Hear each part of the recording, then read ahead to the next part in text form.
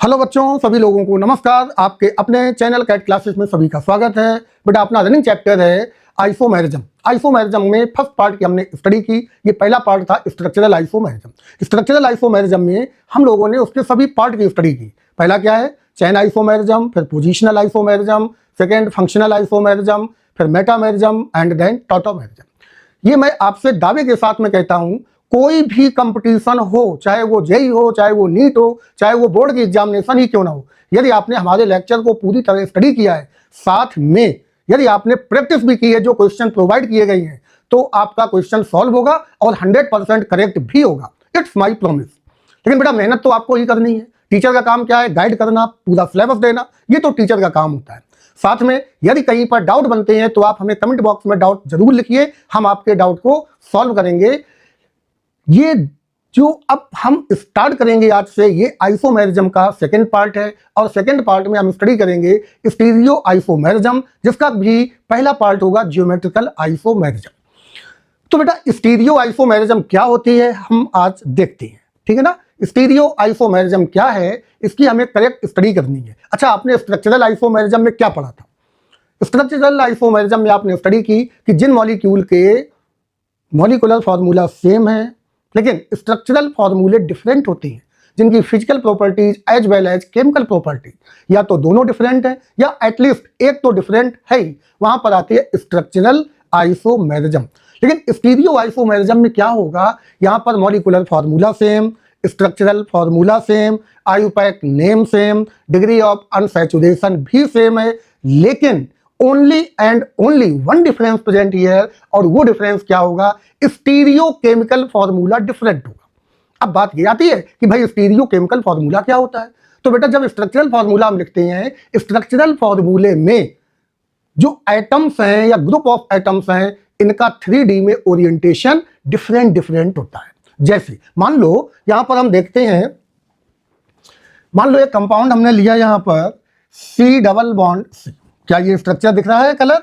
चल भाई, दूसरा देखते हैं। यहां पर दिया है H, इसमें गिवन है CH3, यहां पर गिवन है H, यहां पर है CH3।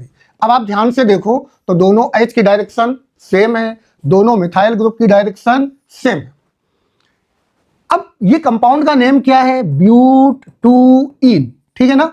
अब इसका सेकेंड स्ट्रक्चर तो बेटा एज इट इज ही प्रेजेंट है, CH3, और यहां पर आ गया CH3H। आप यहां पर देख सकते हो कि इस कंपाउंड का स्टीरियो केमिकल स्ट्रक्चर अलग हो गया। यहां पर दोनों हाइड्रोजन एक सेम साइड थे, यहां पर दोनों हाइड्रोजन डिफरेंट साइड हो गए। दोनों मिथाइल सेम साइड थे, दोनों मिथाइल अपोजिट साइड हो गए। इस तरह का जब स्ट्रक्चर बनता है तो हम इन्हें बोलते हैं स्टीरियो केमिकल स्ट्रक्चर। हम कह सकते हैं कि जब हम इस कंपाउंड को इस तरह से 3D में स्पेस में रखते हैं तो इनके एटम्स का या ग्रुप ऑफ एटम्स का ओरिएंटेशन चेंज होता है। जैसे और एक एग्जांपल देखते हैं। सपोज करो एक कंपाउंड दिया गया है OH HCOOH CH3। क्या नेम है इस कंपाउंड का? Lactic acid. यहां पर आप ध्यान से देखें हाइड्रोजन एंड OH को, हाइड्रोजन लेफ्ट साइड में है जबकि OH राइट साइड में प्रेजेंट है। इसका सेकेंड स्ट्रक्चर ये है HOH COOH CH3। क्या आप बता सकते हो दोनों स्ट्रक्चर में डिफरेंस क्या है? बोलो भाई। बड़ा ही सिंपल सा डिफरेंस है कि हाइड्रोजन एंड OH का दोनों ही स्ट्रक्चर में ओरिएंटेशन अलग अलग है। यहां पर OH राइट साइड में है, H लेफ्ट साइड में है, यहां पर H राइट साइड में है, OH लेफ्ट साइड में हो गया। तो इस तरह के स्ट्रक्चर को बोलते हैं स्टीरियो केमिकल स्ट्रक्चर। क्या ये बात मेरी समझ में आ गई? स्ट्रक्चरल फॉर्मूला दोनों का सेम है, मॉलिक्यूलर फॉर्मूला भी सेम है, आयुपैक नेम भी सेम है, तो डिफरेंस कहां पर है? Only and only stereo chemical फॉर्मूलों में। और स्टीरियो केमिकल फॉर्मूले क्या होते हैं? जहां पर एटम्स या ग्रुप ऑफ एटम्स का ओरिएंटेशन डिफरेंट हो जाए। बेटा, मन लगाकर ही आपको पढ़ना है, क्योंकि हमें मालूम है इस टाइम स्टूडेंट्स पर वर्डन बहुत अधिक है। पहला वर्डन क्या है? 12th की एग्जाम। जो बच्चे 12th की एग्जाम देंगे उनके लिए सबसे बड़ा टेंशन ये है कि हमारा क्या 12th का सिलेबस पूरा तैयार है। अगर 12th का सिलेबस तैयार है तो उनको टेंशन लेने की जरूरत नहीं है, बल्कि करना क्या है, उनको केवल प्रैक्टिस करनी है। एग्जाम में हम कैसे लिखते हैं, 1 नंबर के क्वेश्चन की रिप्लाई कैसे देंगे, 2 नंबर की रिप्लाई कैसे देंगे, 3 नंबर की कैसे देंगे, 4 नंबर की कैसे देंगे और 5 नंबर की रिप्लाई कैसे देंगे। दैट्स मीन यदि सिलेबस तैयार है तो लिखने का तरीका उनको आना चाहिए। अगर लिखने का तरीका भी आता है तब तो आप मान लीजिए 95% प्लस आएंगे। और अगर यहां पर कोई डाउट है तो अभी इतना टाइम है कि आप अपने लिखने के तरीके को मेंटेन कर सकते हो। टारगेट आपको अचीव करना है तो बेटा मेहनत भी आपको करनी है। अब दूसरा क्या है, जो बच्चे मैथ्स स्ट्रीम के हैं उनको इस टाइम जेई की भी टेंशन है, क्योंकि जेई जनवरी में जेई का भी एग्जाम है। अब यहां पर टेंशन लेने से तो पढ़ाई नहीं होती है ना, टेंशन लेने से क्या पढ़ाई होगी, बिल्कुल नहीं होगी। उनको क्या करना है कि अपनी जेई की प्रिपरेशन कंप्लीट कर लेनी, जेई का सिलेबस कंप्लीट करना है। ठीक, अब 12th प्लस जेई, तो इसके लिए लॉजिक क्या है, बड़ा ही सिंपल सा फंडा है कि जो सिलेबस हमने 12th में पढ़ा है, जो हमारा 12th बोर्ड का सिलेबस है, चाहे वो सीबीएसई बोर्ड हो, चाहे वो आईसीएसई बोर्ड हो, चाहे वो यूपी बोर्ड हो या कोई भी बोर्ड हो XYZ, 12th की एग्जाम हमें देनी है तो 12th के सिलेबस को जेई के सिलेबस से हम क्या करते हैं, यहाँ पर कंपेयर करा लेते हैं कि भाई कितना सिलेबस हमारा जेई में 12th बोर्ड के जरिए कंप्लीट हो गया।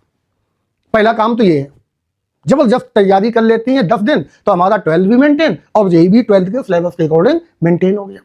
अब बचता क्या है, 11th का। तो 11th के सिलेबस में हमें करना क्या है कि जो हमने नोट्स बनाई हैं उन नोट्स की हमें स्टडी करनी है, रिवीजन करना है। और रिवीजन करने का सबसे सिंपल सा मेथड होता है। मेथड क्या है, अगर आप वास्तव में इस टाइम स्टडी कर रही हैं तो एटलीस्ट 7 से 8 घंटे तो आप स्टडी कर ही रही होंगे। जितने भी आपके सब्जेक्ट हैं, फिजिक्स, केमिस्ट्री, मैथमेटिक्स, अब पूरी थ्योरी तो नहीं आप पढ़ सकती हो, तो करना क्या है, हर चैप्टर के लगभग 100 क्वेश्चन उठाइए और उनको सॉल्व कर लीजिए। अगर आप सभी चैप्टर के सभी सब्जेक्ट में 100 क्वेश्चन सॉल्व कर रहे हैं, दैट्स मीन आपका 11th और 12th दोनों तैयार है। अब जिन क्वेश्चन पे आप अटक रही हैं उन्हीं क्वेश्चन की स्टडी आप करिए थ्योरी को खोल करके, या अपने टीचर से हेल्प ले लीजिए। सिर्फ और सिर्फ एक ही तरीका है कि पर डे आपको 100 क्वेश्चन पर चैप्टर पर सब्जेक्ट स्टडी करनी है, और ये तरीका आपको अप्लाई करना है 20 डेज। आप देख लीजिए जेई में भी, जेई मेंस में भी आपकी 95 प्लस परसेंटाइल आएगी, हो सकता है 99 प्लस परसेंटाइल तक आ जाए। अगर आपने बहुत अच्छी तरह स्टडी की है तो 99 प्लस परसेंटाइल आ सकती है, और अगर थोड़ा बहुत कम भी पढ़ा है तो 95, 96, 97, 98 प्लस परसेंटाइल आपकी श्योर बननी ही है। It's my promise if you practice such type. अगर आपकी प्रैक्टिस इसी टाइप से है, आपने इसी टाइप से स्टडी की है, तो नो डाउट आपका सिलेक्शन श्योर हो जाएगा। ठीक है बेटा, चलो अपने सिलेबस पर आते हैं जी। क्या होता है स्टीरियो आइसोमेरिज्म, अभी हमने आपको सिखाया। अब यहां पर देखिए एक थ्योरेटिकल अप्रोच के जरिए isomers having the same structural formula. ठीक है, पहला केस क्या है, मॉलिक्यूलर फॉर्मूला क्या होगा, सेम होगा। पहली कहानी तो ये होगी। स्ट्रक्चरल फॉर्मूला बेटा क्या होगा, ये भी सेम होगा। डिग्री ऑफ अनसैचुरेशन ये भी सेम होगी। IUPAC नेम ये भी क्या होगा, सेम होगा। इतने फीचर्स आपके क्या होंगे, ये फीचर्स यहां पर आपके सेम होंगे। ठीक, अब डिफरेंस कहां पर आ गया, डिफरेंस आएगा स्टीरियो केमिकल फॉर्मूला। ये कैसा होगा, स्टीरियो केमिकल फॉर्मूला, ये यहां पर डिफरेंस हो जाएगा। स्टीरियो केमिकल फॉर्मूला ये डिफरेंस होगा। बस जहां पर भी ये कंडीशन आ गई समझ जाइए वहां पर ज्योमेट्रिकल स्टीरियो आइसोमेरिज्म प्रेजेंट है। Molecular formula same, structural formula same, degree of unsaturation same, IUPAC name same, but only and only structure में क्या डिफरेंस होगा, स्टीरियो केमिकल फॉर्मूला डिफरेंट होगा। और स्टीरियो केमिकल फॉर्मूले क्या होते हैं, वो ये होती है। क्या ये क्लियर हो गया, अच्छी तरह आप समझ गए, वेरी गुड। ठीक है, अब देखो यहां पर but different relative arrangement of items और ग्रुप इन स्पेस और in 3D are called stereo isomers. Greek में स्टीरियो का मतलब होता है स्पेस एंड मेरस का मतलब हो गया part. And the phenomenon is called stereo isomerism. 3D में अगर इनका ओरिएंटेशन अलग अलग है, 3D में इनके स्ट्रक्चर अलग हैं, तो हम क्या बोलेंगे? Stereo isomerism. ठीक है बेटा, स्टीरियो आइसोमेरिज्म वो केमिस्ट्री है जिस केमिस्ट्री में हम देखते तो हैं कि कंपाउंड के मॉलिक्यूलर फार्मूला सेम है, स्ट्रक्चरल फार्मूले भी सेम है, आयुपैक नेम भी सेम है, लेकिन फिर भी कंपाउंड अलग अलग होते हैं और इनकी प्रॉपर्टीज में डिफरेंस होता है। ऐसा भी हो सकता है कि एक कंपाउंड ऐसा हो जो कि अगर हम उसका यूज करते हैं तो हो सकता है वो बॉडी में कैंसर बना दे। एक कैंसर पॉइजनस भी हो सकता है और उसका जो सेकंड फॉर्म है, दूसरा आइसोमर है, ये आइसोमर उसी कैंसर का एंटी कैंसर है, दैट इज वो उसकी मेडिसिन बन जाती है, जबकि कंपाउंड वही है।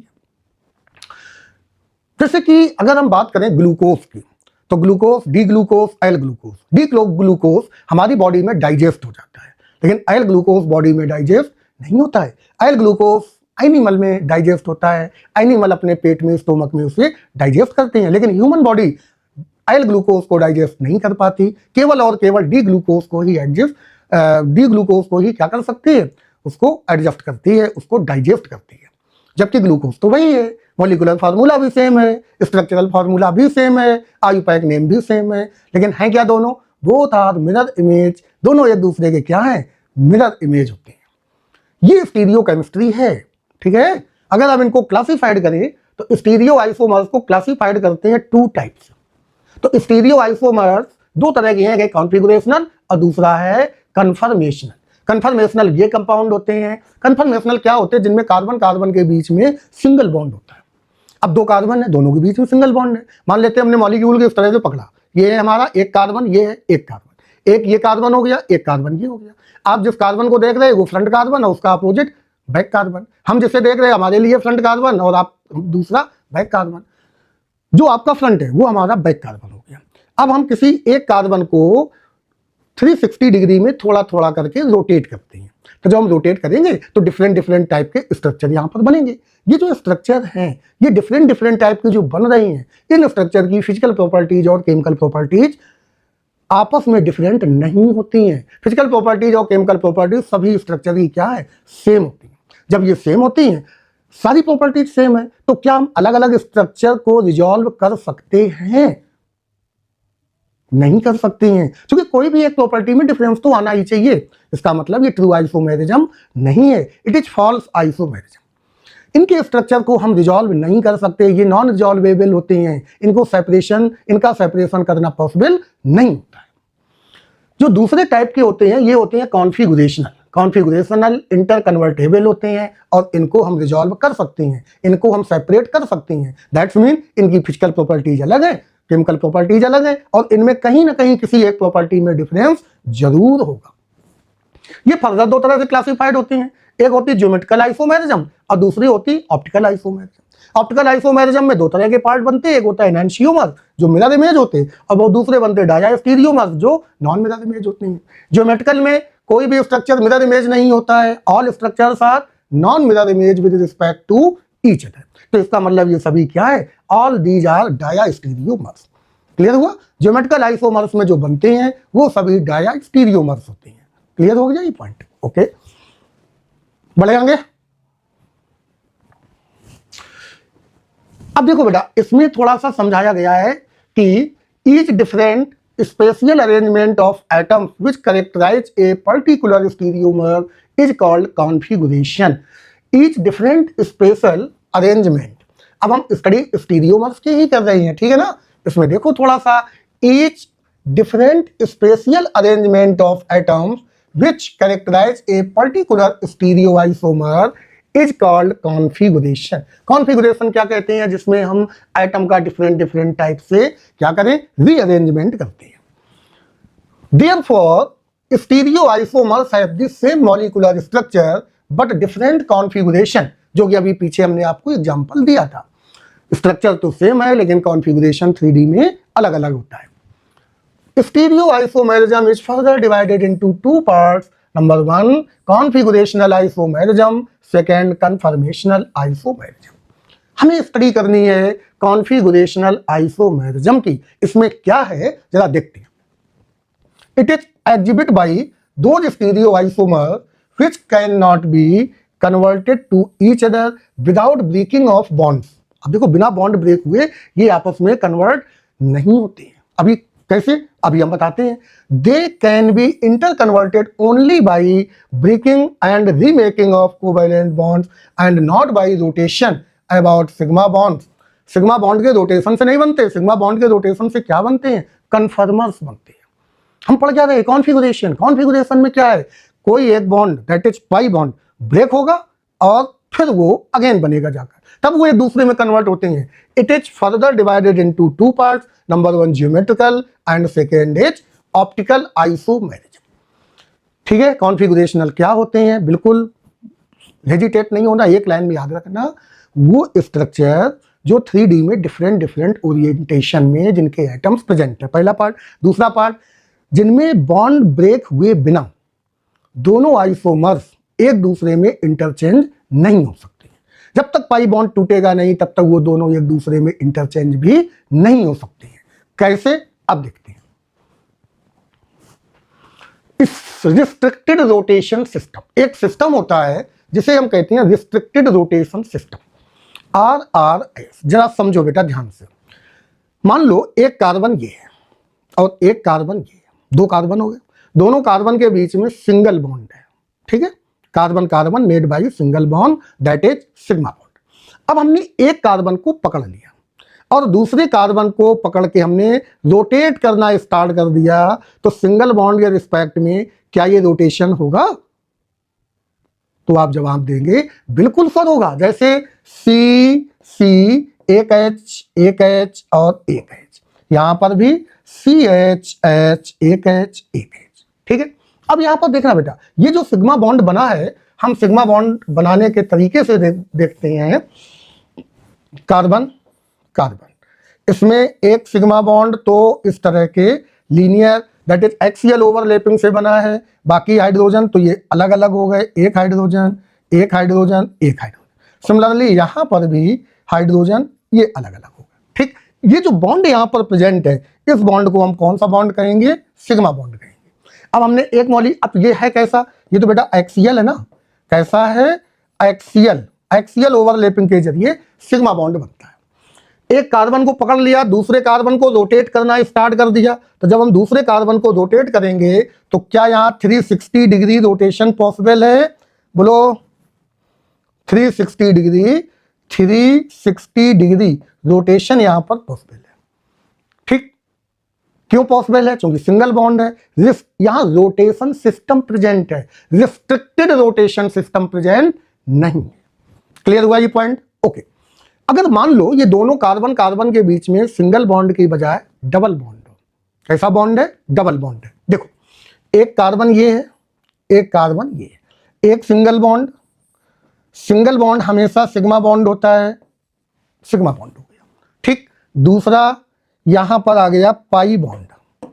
ये देखना बेटा, पाई बॉन्ड कोलैटरल ओवरलैपिंग से होता है। ये यहां पर आ गया पाई बॉन्ड। ये कौन सा बॉन्ड हो गया? पाई बॉन्ड हो गया। दो एटम्स और भी कोई लगे होंगे, क्योंकि कार्बन की वैलेंसी 4 होती है। मान लो A B A B। ठीक है, जब सिग्मा बॉन्ड है, सिग्मा बॉन्ड के रिस्पेक्ट में हम कह सकते हैं लीनियर कंडीशन, क्योंकि दोनों के p ऑर्बिटल इस तरह से प्रेजेंट है। ठीक है, अब जब पाई बॉन्ड ये बना तो पाई बॉन्ड में एक p ऑर्बिटल ऊपर की ओर इस तरह से है, दूसरा भी इस तरह से प्रेजेंट है। सिग्मा बॉन्ड बन गया, पाई बॉन्ड ने अपनी ओवरलैपिंग कर ली। तो जब पाई बॉन्ड ने ओवरलैपिंग कर ली तो बन गए पाई बॉन्ड। ठीक है, डबल बॉन्ड हो गया। अब जरा ध्यान देना बेटा, क्या अब हम एक कार्बन को पकड़कर दूसरे कार्बन को 360 डिग्री रोटेट करा सकते हैं? जरा ध्यान रखो, एक कार्बन फिक्स है, ये मूव नहीं कर रहा, और दूसरे कार्बन को इस तरह से पकड़कर क्या हम रोटेट करा सकते हैं? जरा बताइए। ये कार्बन हमारा फिक्स है, इस कार्बन को क्या 360 डिग्री हम रोटेट करा पाएंगे? बोलो। तो आप जवाब देंगे नहीं सर, इसका रोटेशन पॉसिबल नहीं है। क्यों नहीं है? क्योंकि डबल बॉन्ड होने के कारण अगर हम इसको 90 डिग्री भी रोटेट कराते हैं, ठीक है, 90 डिग्री का मतलब ये एक इधर है, ये इधर है। अब 90 डिग्री रोटेट कराएंगे तो एक तो परपेंडिकुलर रहेगा पी ऑर्बिटल और दूसरा इस तरह से आ जाएगा। क्लियर हुआ ना? तो ये पाई बॉन्ड क्या होगा? ब्रेक हो जाएगा। पाई बॉन्ड क्या हुआ? ब्रेक हो गया। जब पाई बॉन्ड ब्रेक हो गया इसका मतलब ये है कि बिना बॉन्ड के ब्रेक हुए 360 डिग्री रोटेशन कराना पॉसिबल नहीं है, जो कि पीछे अभी हम लोगों ने देखा था। यही तो लिखा था ना। यही जो सिस्टम है, इस सिस्टम को बोलते हैं रिस्ट्रिक्टेड रोटेशन सिस्टम। जब भी कार्बन कार्बन के बीच में मल्टीपल बॉन्ड आएंगे तो वो सिस्टम हमेशा कैसा होगा? Restricted rotation system. अगर कार्बन कार्बन के बीच में सिंगल बॉन्ड है तो इसे हम बोलेंगे रोटेशन सिस्टम। ये रोटेट हो रहा है 360 डिग्री, एक को पकड़ लो दूसरा घूमने लगा। लेकिन अगर डबल बॉन्ड आ गया या ट्रिपल बॉन्ड आ गया तो क्या ये फ्री रोटेशन कर पाएगा? भाई बिल्कुल नहीं कर पाएगा। तो अब रोटेशन को रिस्ट्रिक्ट कर दिया गया, रोक दिया गया, तो ये सिस्टम क्या बन गया? Restricted rotation system. क्लियर हो गया ये पॉइंट? तो जब भी कार्बन कार्बन या कार्बन के साथ में कोई अदर आइटम है, कोई भी XYZ है, more than one bond present, multiple bond present, then system is known as restricted rotation system. क्या मेरी बात समझ में आ गई?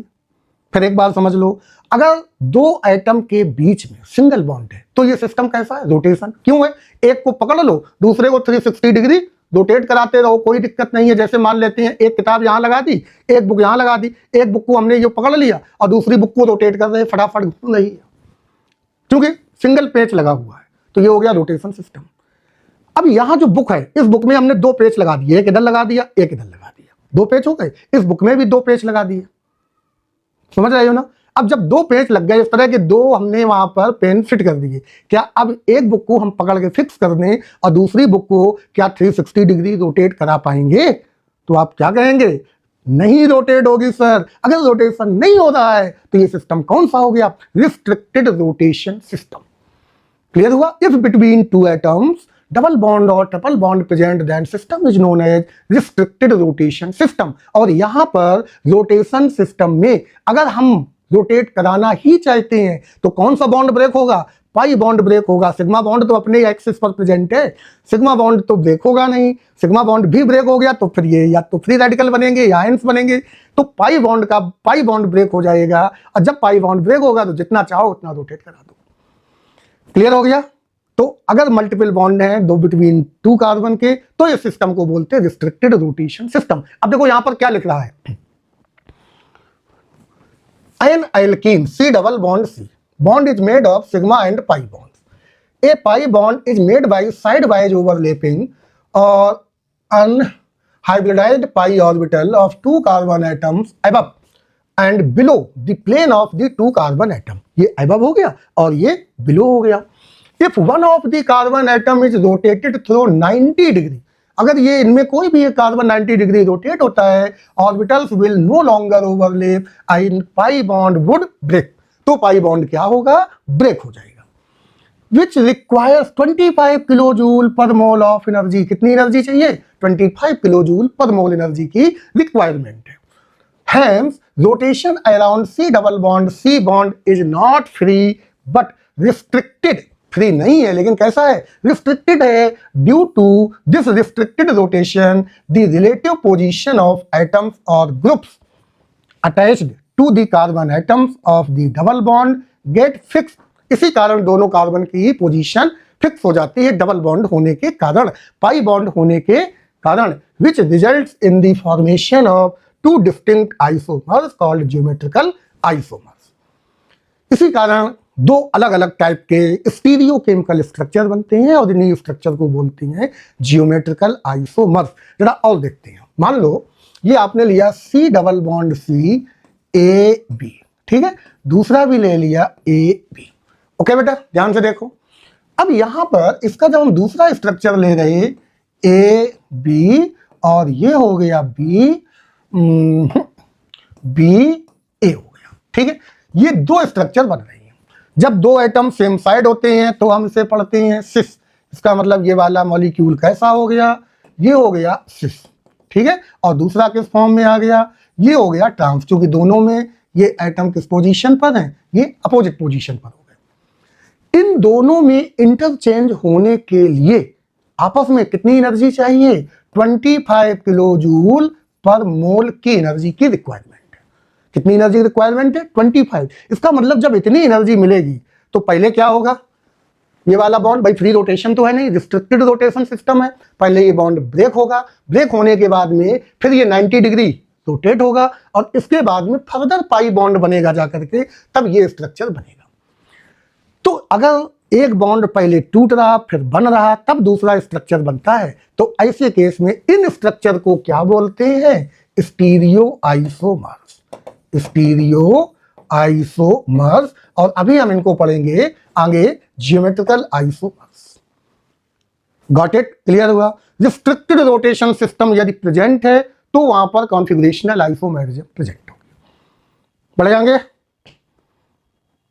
चलो बढ़ते हैं। फिर आती है ज्योमेट्रिकल आइसोमेरिज्म। अब बेटा ज्योमेट्रिकल आइसोमेरिज्म क्या है? जिन कंपाउंड में, जिन मॉलिक्यूल्स में रिस्ट्रिक्टेड रोटेशन सिस्टम प्रेजेंट होता है, वो मॉलिक्यूल कुछ अदर कंडीशन के साथ में ज्योमेट्रिकल आइसोमेरिज्म शो करते हैं। अगर रिस्ट्रिक्टेड रोटेशन सिस्टम प्रेजेंट नहीं है तो वहां पर जीआई भी नहीं होगी। क्लियर हुआ? The basic criteria for geometrical isomerism is RRS must present. Restricted rotation system तो प्रेजेंट होना ही चाहिए। इसके बाद में दूसरी क्राइटेरिया पर स्टडी करेंगे। The isomers which have the same structural formula but different in relative spatial arrangement of atoms or groups around the double bonds are called geometrical isomers, and the phenomenon is called geometrical isomerism. Double bond के respect में यदि orientation अलग अलग है तो इन्हें हम कहते हैं ज्योमेट्रिकल आइसोमर्स। क्या हो गए बेटा? ये ज्योमेट्रिकल आइसोमर्स, और ये जो घटना घटी इसे पढ़ेंगे ज्योमेट्रिकल आइसोमेरिज्म। अगला पॉइंट, दस geometrical isomerism is a type of space और स्टीरियो आइसोमेरिज्म। ये एक स्टीरियो आइसोमेरिज्म है। डिफरेंट कंपाउंड, दूसरे ढंग से डिफाइन करें, obtained due to the restricted rotation around the double bond are called geometrical isomers. Geometrical isomers may be considered diastereomers. जो geometrical isomers होते हैं ये सभी डायस्टीरियोमर्स होते हैं। क्यों होते हैं? क्योंकि ये आपस में मिरर इमेज नहीं रखती हैं। Geometrical isomers are not mirror image with respect to each other. जो मिरर इमेज नहीं रखती हैं लेकिन स्पेशल अरेंजमेंट होने के कारण स्टीरियो आइसोमेरिज्म को शो करते हैं तो उन्हें बोलते हैं diastereomers. Got it? Since they have different physical properties, इनकी फिजिकल प्रॉपर्टीज भी अलग होती हैं, अभी आगे स्टडी करेंगे। Stereomers which are not the mirror image of each other are called diastereomer. जो आपस में मिरर इमेज नहीं रखते हैं वो सभी क्या होते हैं? बोलो बोलो, डायस्टीरियोमर। ठीक। अब जो आ रहा है सिस्टम है जरा देखना बेटा, रिस्ट्रिक्टेड रोटेशन सिस्टम प्रेजेंट कहां कहां पर प्रेजेंट हो सकता है? कई जगह प्रेजेंट होता है। अभी जीआई में हम लोग देखेंगे बहुत बड़ा इस एरिया है। कहां कहां पर प्रेजेंट है? बोलो। RRI प्रेजेंट इन, पहला C डबल बॉन्ड एल्केन में हो जाएगा, दूसरा साइक्लो एल्केन में। क्यों? क्योंकि रिंग को भी 360 डिग्री रोटेट नहीं कर सकते, यदि किया रिंग ब्रेक हो जाएगी।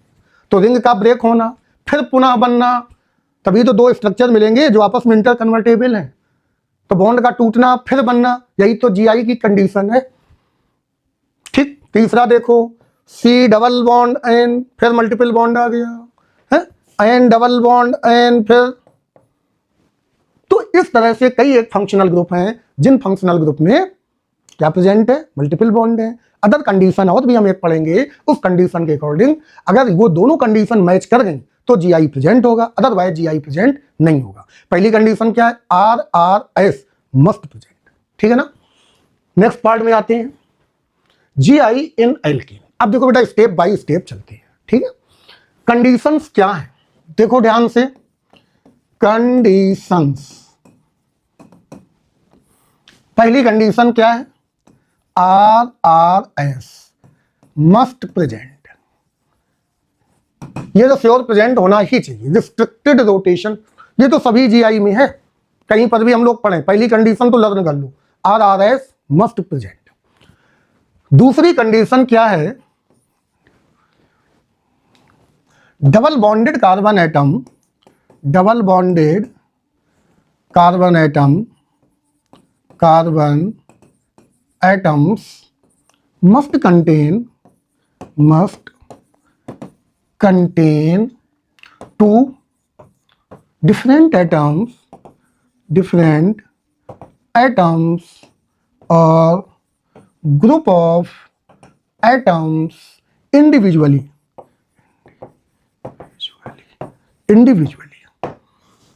ये दो कंडीशन बेसिकली प्रेजेंट है। पहली कंडीशन RRS मस्ट प्रेजेंट। दूसरा डबल बॉन्डेड कार्बन एटम, जब हम स्टीरियो सेंटर देखेंगे, डबल बॉन्डेड कार्बन है, दो कार्बन डबल बॉन्डेड, अलग अलग कार्बन में दो अलग अलग ग्रुप होने चाहिए। जैसे एक तो condition C double bond C पहली हो गई। अब दूसरी देखो बेटा ध्यान से, C डबल बॉन्ड C, इसमें इसका हमने पार्ट कर दिया, इस कार्बन को इंडिविजुअली बात करिए, एक एटम A एक एटम B। क्या इस डबल बॉन्डेड कार्बन में दो एटम अलग अलग हैं? ध्यान से देखो, जी हाँ अलग अलग है। इस कार्बन में भी देखो A B, ये वाला पोर्शन अलग हमें देखना है, ठीक है, और दूसरा पोर्शन हमें अलग देखना है। क्या इंडिविजुअली दोनों डबल बॉन्डेड कार्बन एटम में डिफरेंट एटम्स हैं? आप कहेंगे यस। अगर ये दोनों क्राइटेरिया हैं तो जीआई प्रेजेंट होगी, जीआई प्रेजेंट। दोनों कार्बन को एक साथ नहीं देखना है, एक कार्बन को देखो, क्या ये कार्बन में दोनों अलग अलग हैं? यस। क्या इस कार्बन में दोनों अलग अलग हैं? यस। फिनिश हो गई कंडीशन। अब आप कहें सर इसमें भी ए भी है और इसमें भी ए भी है, तब तो इसमें का मतलब ये हुआ आपने दोनों एक साथ देख लिए, और दोनों एक साथ देखने नहीं है, दोनों एक साथ नहीं देखने हैं, एक एक को हमें देखना है। समझ गए ना? इस कार्बन में दोनों ग्रुप अलग अलग हैं, यस। इस कार्बन में दोनों अलग अलग हैं, यस। कार्बन कार्बन के बीच में डबल बॉन्ड है, यस। जीआई प्रेजेंट हो। क्लियर हो गया? समझ गए ना पूरी तरह? डबल बॉन्ड का मतलब restricted rotation system and both carbon contain two different atoms individually. Got it? Individually मतलब एक एक को हमें देखना है, दोनों को एक साथ नहीं देखना है। दोनों को एक साथ देखोगे तो गलती होने के चांस 95%, एक एक को देखोगे गलती होने के चांस 0%।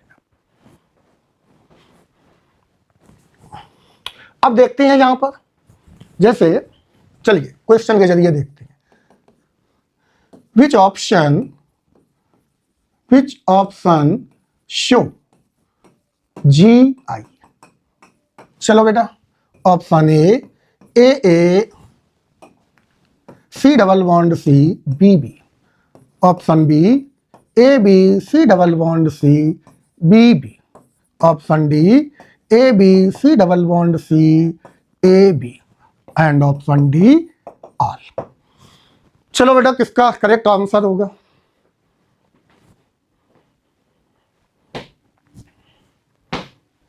अगर इस तरह का क्वेश्चन दिया है तो इनको ओपन करके सॉल्व करो। ओपन कैसे करना है? शुरुआत में करना है बेटा, बाद में तो प्रैक्टिस हो जाए। C डबल बॉन्ड C, इसमें है AA, इसमें है BB, इसमें देखो C double bond C AB और ये है BB, इसका देखो C double bond C AB and AB। आप क्या कहना चाहेंगे? क्या ये दोनों सेम हैं? ये दोनों भी सेम है। जब दोनों सेम है तो क्या जीआई होगी? मुझे नहीं लगता है। क्या ये दोनों अलग अलग हैं कि सेम है? आप कहेंगे सर सेम है, तो क्या जीआई होगी? बिल्कुल नहीं। ये देखो बेटा ध्यान से, ए बी अलग अलग, बोथ आर डिफरेंट। यहां पर देखो ए बी, क्या ये दोनों सेम है? ये भी डिफरेंट है, इसका मतलब यहां पर जीआई प्रेजेंट हो। जीआई यहां पर प्रेजेंट है individually, each carbon contain two different atoms. और देखो क्वेश्चन नेक्स्ट, जैसे ये कंपाउंड दिया है C double bond C H CH3 HCH3, ठीक है। अब इसका आइसोमर है C double bond CH CH3 CH3H। देखो ध्यान से, क्या ये दोनों आपस में GI हैं? सोच के बताना। जी हां, बोथ आर ज्योमेट्रिकल आइसोमर, ये दोनों आपस में ज्योमेट्रिकल आइसोमर। इस कार्बन में दोनों अलग अलग, इस कार्बन के भी दोनों अलग अलग, इस कार्बन के दोनों अलग अलग, इस कार्बन के भी अलग अलग। और ये जो दोनों स्ट्रक्चर हैं ये आपस में इंटर कन्वर्टेबल नहीं है। कब तक? जब तक इनका पाई बॉन्ड ब्रेक नहीं होगा। दैट्स मीन RRS इन दोनों स्ट्रक्चर में प्रेजेंट है। हमें एनर्जी सप्लाई करनी पड़ेगी एटलीस्ट 25 किलो जूल पर मोल। कितनी करनी है? 25। इसका मतलब दोनों स्ट्रक्चर सेम है, स्टीरियो केमिकल स्ट्रक्चर दोनों के अलग अलग है, ठीक। अब यहां एक बात आपको याद रखनी है, जब सेम एटम सेम साइड हो तो हम इसे पढ़ते हैं सिस। क्या नेम पढ़ेंगे? सिस ब्यूटीन। देखो बेटा, सिस ब्यूटीन 2, ठीक। यहां पर अगर दोनों एटम्स अलग अलग डायरेक्शन में प्रेजेंट हैं तो क्या पढ़ोगे? Trans butene. देख रहे हो, स्ट्रक्चर भी सेम, मॉलिक्यूलर फार्मूला भी सेम, डिग्री ऑफ अनसैचुरेशन भी सेम, आईयूपैक नेम भी सेम, लेकिन स्टीरियो केमिकल स्ट्रक्चर अलग होने के कारण इनमें हमें एक प्रीफिक्स लगाना पड़ा, नहीं तो हमें पता ही नहीं चलेगा। आपसे कहा गया कि ब्यूटीन 2 की फिजिकल प्रॉपर्टीज ये है, तो क्या आप बता सकते ये वाला ब्यूटीन 2 था कि ये वाला ब्यूटीन 2? नहीं बता सकती हो। लेकिन अगर हम कहें सिस ब्यूटीन की प्रॉपर्टीज अलग है, ट्रांस ब्यूटीन की फिजिकल प्रॉपर्टीज अलग है, ये दोनों की प्रॉपर्टीज अलग अलग है यहां पर, तो सिस और ट्रांस के जरिए हमें पता चलेगा कौन सा स्टीरियो केमिकल स्ट्रक्चर हम पढ़ रहे हैं। अगर सिस ट्रांस नहीं लगाएंगे तो पता ही नहीं चलेगा। तो साइंटिस्ट लोगों ने एक रूल बना दिया, जब सेम एटम सेम साइड हो तो हम कहेंगे सिस, सेम एटम्स डिफरेंट साइड हो तो हम पढ़ेंगे ट्रांस। इसी कारण से इस आइसोमेरिज्म का एक नेम और भी है, और वो नेम क्या है? This isomerism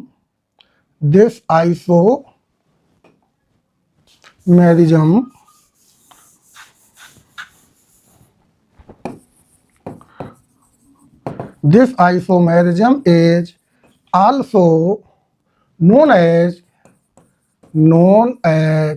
cis-trans isomerism. Cis-trans isomerism.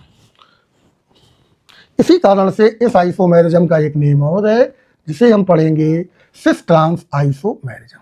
Is also known as cis trans isomerism. क्या ये बात बेटा समझ गए? Very good.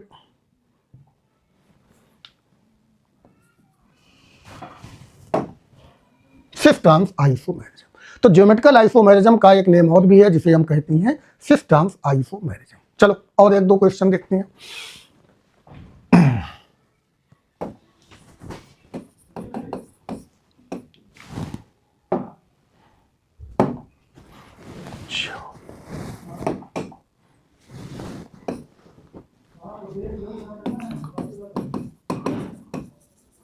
maximum number of isomers present in option A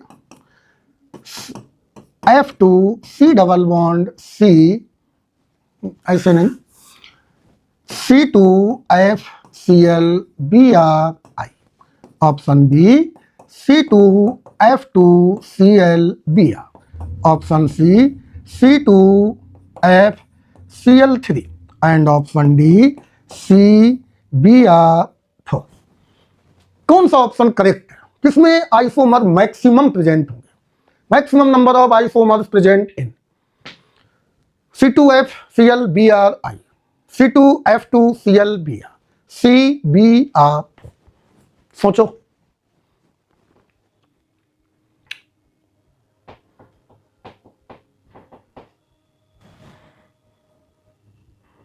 क्या मैं बताऊं? चलो भाई स्टार्ट करते हैं। स्ट्रक्चर बना लो पहले। CBr4, C double bond C, Br Br Br Br। क्या ये GI शो करेगा? नहीं करेगा। इसका देखो बेटा ध्यान से, C double bond C, Cl FCl, क्या ये शो करेगा? नहीं करेगा। इसका मतलब ये जो दो कंपाउंड हैं इनके ज्योमेट्रिकल आइसोमर कितने होंगे? 0। स्ट्रक्चर कितने बनेंगे? एक। यही अकेला स्ट्रक्चर है, कोई भी एटम कहीं चेंज कर दो यही मिलेगा। No GI, total number of GI 0 हो गए। अब हम बी पर आते हैं। बी का देखो ध्यान से, बी में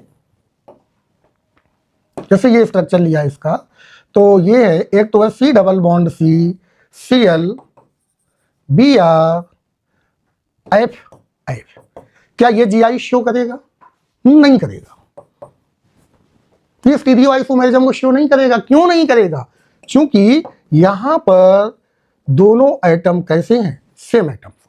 लेकिन जो नेक्स्ट स्ट्रक्चर इसका बनेगा, C double bond C, Cl F Br Cl F, अच्छा Br F। अब बेटा देखो, दोनों एटम अलग, यहां पर भी दोनों अलग, ठीक। तो एक तो ये बनेगा और इसका दूसरा क्या बनेगा? C double bond C F Cl, और ये हो गया Br F, ठीक है ना। यहां पर ये कौन सा फॉर्म है? ये देखो सिस फॉर्म है, जबकि यहां पर ये कौन सा फॉर्म हो गया? ये ट्रांसफॉर्म हो गया। तो टोटल स्ट्रक्चर कितने हैं? 3। How many total structure? 3 structure present है। कितने हैं? 3 स्ट्रक्चर हैं। उनमें 2 स्ट्रक्चर GI है, एक स्ट्रक्चर GI को शो नहीं करता है। अब जैसे यही कंपटीशन में क्या कहेगा? बोल देगा कि 1 ब्रोमो 1 क्लोरो 2,2 डाइफ्लोरो इथीन, क्या GI को शो करेगा? नहीं करेगा। आयुपैक नेम अलग है इसका। आयुपैक देखो, आयुपैक नेम इसका अलग है, इसका देखना। इंग्लिश अल्फाबेटिकली Br से नंबरिंग होगी। 1 ब्रोमो 2 क्लोरो 1,2 डाइफ्लोरो इथीन, क्या ये शो करेगा? ये करेगा। समझ रही हो ना अच्छी तरह? Very good. तो इसके टोटल स्ट्रक्चर तो 3 बने, लेकिन GI कितने हैं? 2। स्ट्रक्चर 3 है, लेकिन GI कितने बनेंगे? GI 2 बनेंगे। कौन कौन? Cis and trans. इसमें अगर हम ध्यान दें तो बेटा इसके देखो स्ट्रक्चर ध्यान से, पहला, दूसरा एंड तीसरा। फर्स्ट स्ट्रक्चर इसका बना C double bond C F Cl Br I, एक तो ये बना। दूसरा क्या बनेगा? एक की पोजीशन चेंज कर दो, C double bond C Br F Cl and I, ये दूसरा बन गया, ठीक। तीसरा भी बना दो, C डबल बॉन्ड C, फिर हम यहां पर लाते हैं FO, यहां पर लाते हैं I को, I के बाद में Cl, और ये क्या हो गया इधर? Fluorine and bromine. ICl, नहीं, थोड़ा सा गड़बड़ है। ये देखो ध्यान से, ये हो गया यहां पर फ्लोरीन क्लोरीन ब्रोमीन फ्लोरीन। अब क्या लेना है? फ्लोरीन एंड आयोडीन, ठीक है। और यहां पर बचा क्लोरीन एंड ब्रोमीन बचा। क्या तीनों स्ट्रक्चर सेम है? अगर आयुपैक नेम सेम है तो स्ट्रक्चर भी सेम है। इसकी जब हम नंबरिंग करेंगे तो इसकी नंबरिंग की डायरेक्शन क्या होगी?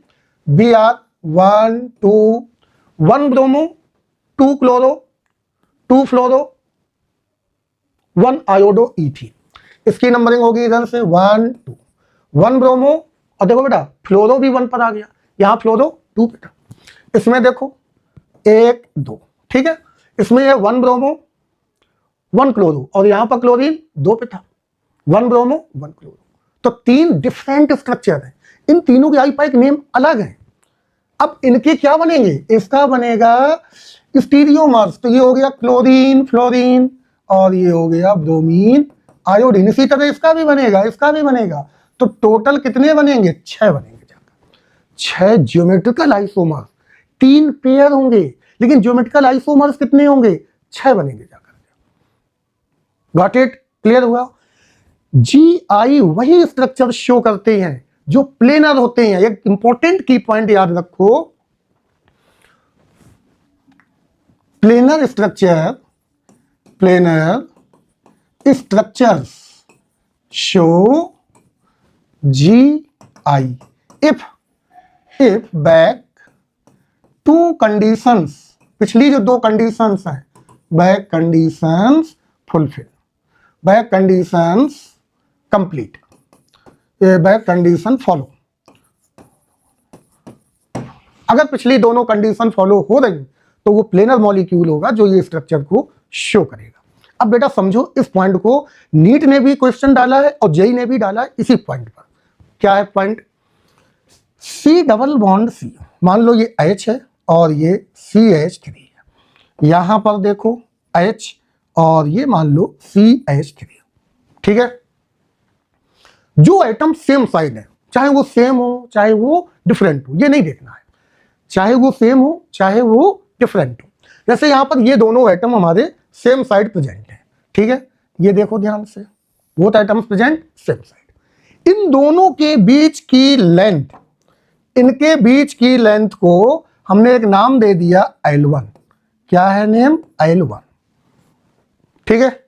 दूसरे केस में C double bond C CH3H HCH3।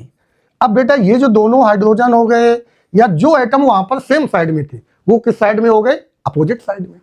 जब ये अपोजिट साइड में है, इस टाइम इनकी लेंथ मैंने ली, ये लेंथ इनकी हो गई L2। क्या आप बता सकते हो कि L1 और L2 इनकी लेंथ बराबर है या अलग अलग है, इक्वल है या अनइक्वल है? चलो बताइए, सोच के बोलो भाई।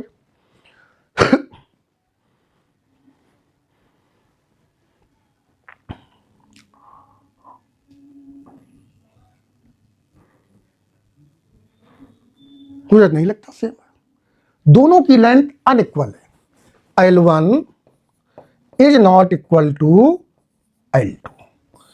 बेसिकली ज्योमेट्रिकल आइसोमेरिज्म की मेन कंडीशन यही है। जिन कंपाउंड में RRS है तथा individually double bonded carbon atom में जो दो ग्रुप प्रेजेंट हैं, दोनों ग्रुप प्रेजेंट हैं, उनमें सेम साइड के दोनों एटम के बीच की डिस्टेंस, और यदि वही एटम्स अपोजिट डायरेक्शन में हो जाते हैं तो वहां पर बीच की डिस्टेंस अलग अलग होती है, और यदि ये डिस्टेंस अलग अलग है तो ज्योमेट्रिकल आइसोमेरिज्म प्रेजेंट होगी, अदरवाइज प्रेजेंट नहीं होगी। क्लियर हुआ? L1 is never equal to L2। जरा इसको और अच्छी तरह में, तो इस पॉइंट को और अच्छी तरह समझते हैं। जैसे कि बेटा मान लो ये दो कार्बन है, ठीक, इन दोनों कार्बन में इनके बीच ये देखिए कार्बन है, डबल बॉन्ड ये प्रेजेंट है। क्या सही दिख रहा है आपको? Very good. अब यहां पर जो दो एटम्स हैं, वो दोनों एटम्स हमने इस तरह से दिखाई आपको, ये देखो बेटा ध्यान से, ये यहां पर दो एटम्स हो गए, ठीक है। ये दोनों एटम्स हम प्लेनर फॉर्म में लिए हैं इस तरह से, ये देखो, ठीक, ये दोनों प्लेनर फॉर्म में है। क्या ये दिख रहा है बेटा ध्यान से? इसी तरह से इधर के जो दो एटम्स हैं, ये भी इस तरह से ये प्रेजेंट है। एक मिनट, ठीक। अब अगर हम इन दोनों के फ्रंट वाले जो आप देख रहे हैं, इन दोनों के बीच की डिस्टेंस ले, या इधर हमारे साइड के जो एटम्स हैं इनके बीच की डिस्टेंस ले, तो दोनों की डिस्टेंस L1 हमने मान ली, ठीक है। और यदि हम इनको अपोजिट कर दें तो डिस्टेंस क्या हो जाएगी? L2 ले ली। अब बताइए, जो आप में इधर की साइड में ये वाला और ये जो हमारे साइड इधर का आ गया, इन दोनों के बीच की डिस्टेंस पहले वाली और अब वाली सेम है। यहां पर दोनों देखते हैं, इसकी और इसके बीच की डिस्टेंस L1, और यदि हम ये अपोजिट कर दें तो डिस्टेंस क्या हो गई? L2, और डिस्टेंस अलग हो गई। सिस की बजाय ट्रांस में डिस्टेंस अधिक हो रही, L1 is not equal to L2 हो रहा है। अगर डिस्टेंस डिफरेंट आती है तो वहां पर ज्योमेट्रिकल आइसोमेरिज्म होगी, अदरवाइज ज्योमेट्रिकल आइसोमेरिज्म नहीं होगी। तो इस पर, यही पॉइंट पर जेई ने भी क्वेश्चन डाला है और नीट ने भी डाला है, जबकि आपके बोर्ड लेवल में तो ये नॉर्मल क्वेश्चन आपके चलते हैं, ये नॉर्मल क्वेश्चन आपके बोर्ड के लिए सफिशिएंट होते हैं। नीट तो यहीं तक पूछती है। कई बार मैंने देखा है 80% चांस कि नीट के क्वेश्चन यहीं तक आ जाती है। और उसमें भी 90% जो क्वेश्चन पूछा गया वो ब्यूटीन पर ही पूछा जाता है। अब जेई थोड़ा सा दिमाग लगाती है, ये जो क्वेश्चन है ये जेई का पूछा हुआ क्वेश्चन है, तो जेई ने थोड़ा दिमाग लगा दिया, खुराफात फैलाती है। तो खुराफात में वो कहती है हम एक क्वेश्चन का 3 मिनट दे रही हैं, तो 3 मिनट के बेस से सॉल्व करिए आप। तो L1 is not equal to L2, ये कंडीशन बेसिकली हमें मालूम होनी चाहिए, क्योंकि बहुत सी क्वेश्चन है, बहुत सी बुक्स हैं जिन बुकों में इस तरह के क्वेश्चन दिए गए हैं, तो वहां पर हमें डिफिकल्टी फील होगी। तो ये थी ज्योमेट्रिकल आइसोमेरिज्म इन एल्कीन। बेटा यहाँ कोई डाउट हो तो आप हमसे पूछ सकते हैं, आप कमेंट बॉक्स में अपने डाउट को लिखिए और हम उसको एक्सप्लेन करेंगे, ठीक है। अगला आता है GI in ring system. Ring system में आ गए। रिंग सिस्टम में अब आपको मालूम है कि भाई रिंग क्या है। जैसे ये मान लेते हैं, ये तो रिंग है साइक्लोप्रोपेन, ये रिंग है साइक्लोब्यूटेन एटसेट्रा। इनमें देखते हैं जीआई कैसी होगी। क्या यहाँ पर आर है, आपने एक कोना पकड़ा, एक कोना ट्रायंगल का पकड़िए, आपके घर में होगा ट्रायंगल या मैच बॉक्स होगा माचिस, एक कोना पकड़ो और दूसरे कोने को ऐंठ दो, कहते तुझे हम 360 डिग्री रोटेट करते हैं या 90 डिग्री रोटेट करते हैं, क्या रोटेट होगा? नहीं होगा। कोई भी एक रिंग ले लो, रिंग में रिस्ट्रिक्टेड रोटेशन सिस्टम प्रेजेंट होता है, उनमें रोटेशन पॉसिबल कभी नहीं हो सकता है। तो इसका मतलब यहां पर भी चांस बनते हैं जीआई के। अब वो चांस को देखते हैं क्या कह रहा है। इसकी जो बेसिक क्राइटेरिया है, at least 2 sp3 hybrid members of the ring must be die substituted and each die substituted member must have 2 different groups individually। Individually का मतलब जो 2 कार्बन की वो बात कर रहा है, sp3 हाइब्रिड 2 कार्बन की जो बातें चल रही उन पर हम बात कर रहे हैं, वो कैसे होने चाहिए? sp3 हाइब्रिड होने चाहिए और दोनों कार्बन पर इंडिविजुअली अलग अलग ग्रुप्स होने चाहिए, जैसे डबल बॉन्डेड कार्बन में था, ठीक है। ऐसे यहां पर देखते हैं, जैसे मान लो ये हमारा है एक कंपाउंड साइक्लोब्यूटेन, जितने भी कार्बन है सभी कार्बन पर 2-2 हाइड्रोजन है। कितने हाइड्रोजन है? 2 हाइड्रोजन। अब मान लो यहां पर हम इस तरह दिखा दें CH3H, यहां पर भी लिख दिया CH3H। तो बेटा देखो ये कार्बन है, इस कार्बन का हाइब्रिडाइजेशन क्या है? sp3, इसका भी हाइब्रिडाइजेशन sp3, दोनों एटम्स एक में हाइड्रोजन मिथाइल, हाइड्रोजन मिथाइल अलग हो गया इंडिविजुअली। यही 3D में इस तरह से रिप्रेजेंट कर देगा, C, ये देखो 3D CH3 और ये वेज डैश करके दिखा देगा H, यहां पर भी CH3 और ये हो गया H, चाहे ऐसे लिख दे। अब चूंकि हाइड्रोजन को हम रिप्रेजेंट नहीं करना चाहते हैं, हाइड्रोजन हमारे बॉन्ड लाइन स्ट्रक्चर में या स्केलेटन में नहीं लिखे जाते हैं, तो हम इस तरह भी लिख सकते हैं C, चाहो तो वो ऐसे लिख देगा एग्जाम में CH3, देख रही है बेटा ध्यान से, या फिर इस तरह भी लिख सकता है, क्योंकि दोनों मिथाइल ग्रुप की पोजीशन सेम साइड दी गई है, CH3 और यहां पर भी CH3, हाइड्रोजन छिपा दिया, सारे स्ट्रक्चर एक ही है, ठीक। अगर हाइड्रोजन नहीं है तो ये तो हमें मालूम है कि एक कार्बन में एक एल्काइल ग्रुप आ गया तो एक हाइड्रोजन प्रेजेंट है। दोनों मिथाइल सेम साइड है, बैक साइड है, यहां पर दोनों मिथाइल फ्रंट साइड है, प्लेन पेपर के ऊपर है। तो दोनों जब सेम साइड हैं तो ये फॉर्म हमारा क्या बन गया? सिस फॉर्म हो गया। क्या पढ़ोगे? 1,2 di methyl cyclopropane. Got it? अब देखो नए पेज पर देखते हैं, जैसे ये दिया गया है CH3H, तो इसका बेटा दूसरा फॉर्म क्या हो जाएगा? CH3H, ये बन गया सिस और ये बन गया ट्रांस बन गया। ओके, दूसरा देखो जैसे साइक्लोब्यूटेन। अब बेटा साइक्लोब्यूटेन में CH3H, यहां पर भी CH3H, ये सिस हो गया 1,3, फॉर्म क्या है? सिस। और दूसरा इसका जो बनेगा वो क्या बनेगा? CH3H बन गया। अगर वो कहता है 1,2 डाई मिथाइल साइक्लोब्यूटेन के जीआई कितने हैं? तो आप क्या कहोगे? 2 हैं, एक पेयर बनेगा, एक जीआई बनेगा। टोटल स्ट्रक्चर कितने हो गए? 2। क्लियर हुआ ना? लेकिन अगर वो क्वेश्चन में ये कह दे how many GI pair in dimethyl cyclobutane, ये लिख दे। तो अब बताइए क्या दोनों, हाँ चलो पहले आप बताइए,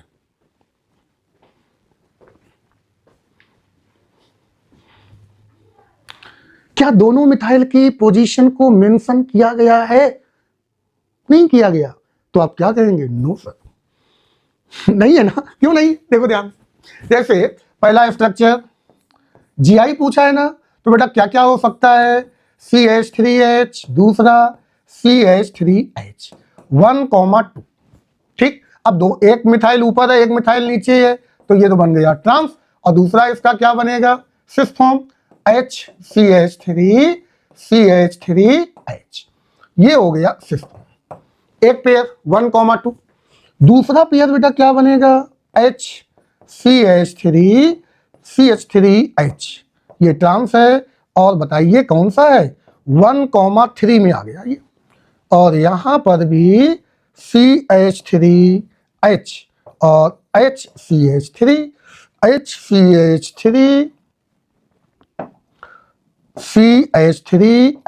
ये कौन सा फॉर्म हो गया? सिस हो गया। तो कितने GI के पेयर हैं? 2। How many GI pair? 2। अगर कहते टोटल स्ट्रक्चर कितने बनेंगे, तो 2, 2, 4 और एक और बन जाएगा 1,1 डाईमिथाइल साइक्लोब्यूटेन, 1,1 डाईमिथाइल साइक्लोब्यूटेन, तो 5 हो जाएंगे जाकर। क्या ये बात क्लियर हो गई? समझ गए? अच्छा इसमें बताइए, डबल बॉन्ड CH3CH3H, बताओ बेटा क्या इसमें GI है? ध्यान से देख के बोलना। CH3BR, इनमें कितने कंपाउंड GI को शो करेंगे? CH3Cl,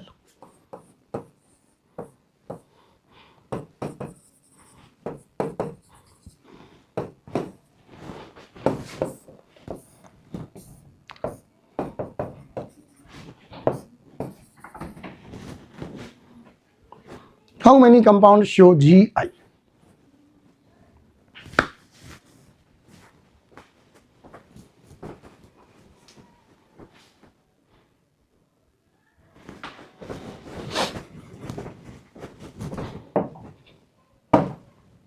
पहले तो ये बताइए, पहला क्या ये GI को शो करेगा?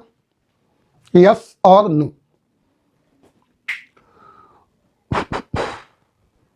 तो आप क्या कहेंगे? Yes, no, very good. अरे यार, कंडीशन आप दिमाग में रखे हो। जो कार्बन एटम सब्स्टिट्यूटेड हैं रिंग के, वो किस नेचर के होने चाहिए? sp3 हाइब्रिड के होने चाहिए, तभी तो 2 अलग अलग ग्रुप आएंगे। यहां पर देखो, इस कार्बन का हाइब्रिडाइजेशन sp2, इस कार्बन के कारण ये भी शो नहीं कर पा रहा, नहीं होगी GI। क्या ये शो करेगा? बोलो। इस कार्बन का हाइब्रिडाइजेशन sp2, तो भाई साहब ये तो शो करेगा नहीं। लेकिन ये कार्बन sp3 और ये भी sp3, तो ये शो कर देगा, ये पेयर शो कर देगा। यहां पर पेयर ही नहीं बन पा रहा है, समझ गए ना? डाई सब्स्टिट्यूटेड को देखना है, और उनमें अगर 2 हमें sp3 वाले मिल गए तो शो हो जाएगी। जैसे ये देखो, ये कार्बन sp2 हमें इससे कोई लेना देना नहीं है, सब्स्टिट्यूटेड कार्बन तो ये है, तो इसका क्या है? sp3, और इसका भी, तो इसका मतलब ये शो करेगा, ये भी शो करेगा, वो भी शो करेगा। क्या ये शो करेगा? देख लो, sp2 sp3, अब sp3 वाला कितना बचा? एक ही तो बचा। क्या अकेला चना भाड़ फोड़ेगा? नहीं फोड़ पाएगा ना। दैट्स मीन ये GI को शो नहीं करेगा, इसी तरह ये भी GI को शो नहीं करेगा। ओके, नेक्स्ट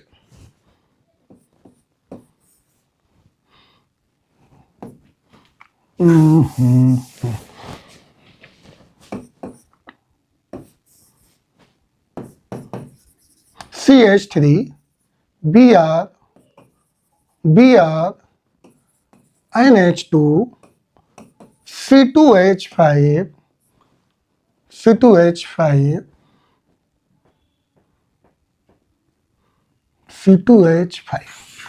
क्या यहां GI होगी? बोलो भाई ध्यान से। CH3 Br NH2 OH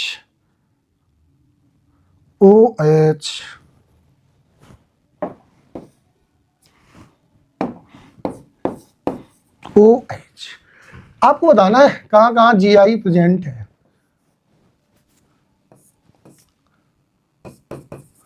CH3 C2H5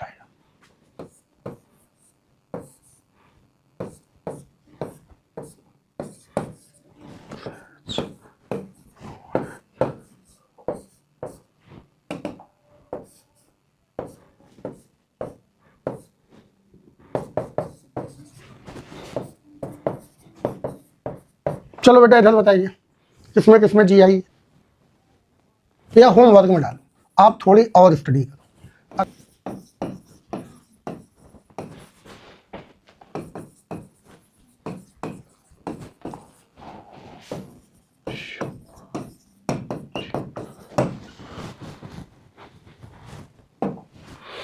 ये बेटा होमवर्क है, पूरा कंप्लीट करना है। जहां पर डाउट्स हैं आप डाउट को पूछिए, समझिए, यही आपकी प्रैक्टिस हो।